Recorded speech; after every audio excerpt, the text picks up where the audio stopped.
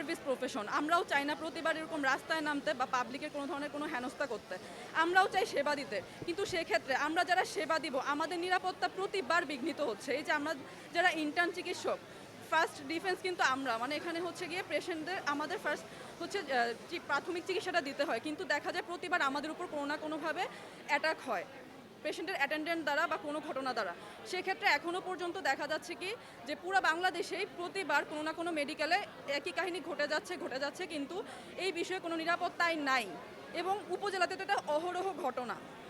তো সেই ক্ষেত্রে আমাদের আজকে মানে এখানে নামার প্রত্যেকটা দাবি খুব যৌক্তিক। এর মধ্যে হচ্ছে স্বাস্থ্য নিরাপত্তা আইন বাস্তবায়ন, এটা আমাদের একদম সময়ের দাবি। আমরা সার্ভিস দিব, কিন্তু সেক্ষেত্রে আমাদের নিরাপত্তাটাও সরকারের দেখতে হবে এবং নিশ্চিত করতে হবে।